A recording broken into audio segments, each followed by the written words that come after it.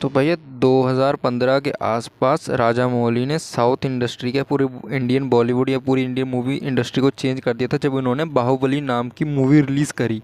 और बाहुबली मूवी आने के बाद तो ये ट्रेंड कुछ ज़्यादा ही चलने लग गया है, जहाँ पे high budget greater than life वाला एक हीरो होगा, 2 या 3 पार्ट्स की स्टोरी होगी और मतलब धमाल का मतलब मास एंट्री वाला एक्शन वगैरह होगा।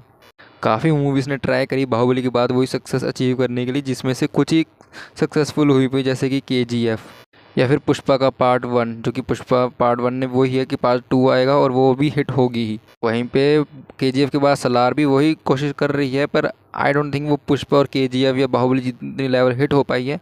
अच्छी मूवी थी सलार नहीं, बट इन्हीं मूवीज़ की लिस्ट में एक मूवी और आ जाती है जूनियर NTR की देवरा।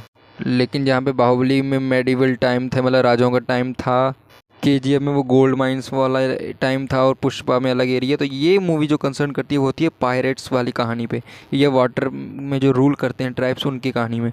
लेकिन एक्चुअली में कहानी ट्राइब्स के बारे में होती है, लेकिन वाटर वाला एक्शन या वाटर वाली स्टोरी तो है ही नहीं इसमें। ये उनकी बस गाँव की पॉलिटिक्स के बारे में कहानी है। तो कहानी सिंपल सिंपल सी कुछ ऐसी है कि देवरा का जो कबीले हैं वो 4 गांव हैं, 4 गांव के सभी लोग आकर मिलके हाइस्ट करते हैं, मतलब जो कि पानी में नाव आती है वहाँ से इलीगली स्मगलिंग करते हैं, वहाँ पे सामान निकालते हैं और पॉलिटिशियंस को बेच देते हैं। एक दिन देवरा का माइंड चेंज हो हृदय परिवर्तन हो जाता है जब उसे पता चलता है कि वो जो सामान लूट रहे थे उसके अंदर बंदूकें हैं और उन्हीं बंदूकों से उनके गाँव के बच्चों की जान गई थी। अब देवरा है वो किसी और को भी हाइस्ट करने नहीं देता, वो लोगों को मारने लग जाता है, उनकी पीठ पे क्रॉस का निशान बनने लगता है। लेकिन जब लोगों ने देवरा को मारने की कोशिश की तो देवरा वहाँ से गायब हो गया और वो सबको डरा रहा है, मतलब देवरा का अभी भी खौफ है और कोई भी हाइस्ट करने नहीं जा रहा। अब ये कहानी में और भी कुछ चीज़ें हैं, उसके बेटे का क्या एंगल है वो सब तो आप मूवी में देखोगे, लेकिन कहानी कुछ इतनी खास थी नहीं। मतलब उनके पास कहते हैं ना ऑन पेपर कंसेप्ट अच्छा था कि एक ट्राइब जो कि वो अच्छा वाटर वाला दिखाएंगे, बाहुबली टाइप पार्ट 2 पार्ट 3 में चलेंगे, लास्ट में एक सस्पेंस बना देंगे, ग्रेटर देन लाइफ एक्शन, एक नया कबीला, एक नया कल्चर, एक नई दुनिया दिखाएंगे, अपने अलग ही दुनिया बसाएंगे। वो सब करने की कोशिश तो करती है, ऑन पेपर कंसेप्ट अच्छा है और उन्होंने कोशिश भी की पर उनसे हो नहीं पाया। ऐसा लग रहा था वो एक्चुअली में कॉपी ही कर रहे हैं। अच्छा ये इस मूवी से उठा लो, ये इस मूवी से उठा लो, ये इस मूवी से उठा लो, और प्रोबेबली ये इन्होंने बाहुबली मूवी को ही उठाया है। बाहुबली की एक्चुअली में मतलब वो उसने कंपेयर किया है। लास्ट वाला ट्विस्ट बाहुबली ने कटप्पा क्यों मारा, वैसे ट्विस्ट यहाँ पे है कि छोटे देवरा ने बड़े देवरा को क्यों मारा। वही दो दोस्त भाई वाले जैसे आपस में लड़ रहे हैं, बाप बेटे की शक्ल एक सेम जैसी है, बेटा बाप का सपना आगे पूरा कर रहा है, एंड वही सब काफ़ी चीज़ें। पर मूवी एक्चुअली में वही मिस कर जाती है कि अगर आप बाहुबली के बाद जैसे KGF और पुष्पा ने वो सक्सेस अचीव की है तो वो क्यों करी है, क्योंकि उनके करैक्टर सच में अच्छे थे और वो उन्होंने अपना वो डिफरेंट टेक लिया। मूवी अगर एक्चुअली में अपने गांव की पॉलिटिक्स के अलावा वो वाटर हाइस्ट वाले वाटर पानियों में जो वो पायरेट्स वाला काम कर रहे हैं उस पर ज़्यादा फोकस करती तो वह सच में मूवी और अच्छी होती। CGI VFX अच्छा है, बहुत कमाल का नहीं लेकिन अच्छा है, डिसेंट है, काफ़ी अच्छा देखने लायक है।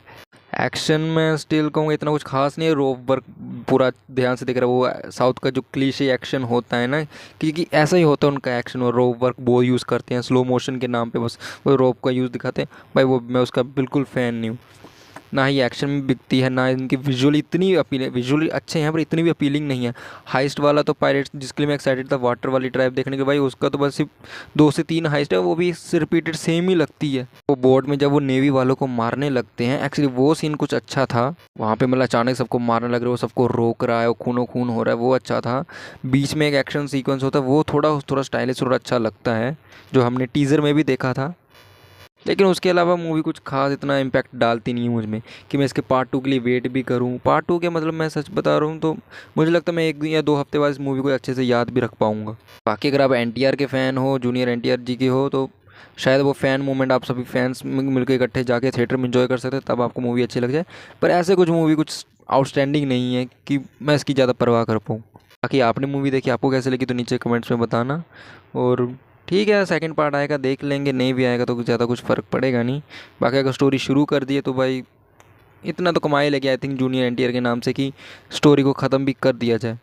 तो बस इतना ही, मैं मिलता हूँ किसी नेक्स्ट मूवी वेब सीरीज़ के रिव्यू में। इतने टाइम बाद कोई मूवी में रिव्यू डाल रहा हूँ तो चैनल पे थोड़ा रीच दे देना। आई नो कि शायद काफ़ी टाइम बाद हूँ पर देख लेना आप लोग। मैं मिलता हूँ फिर नेक्स्ट वीडियो में, and finally once again bye bye.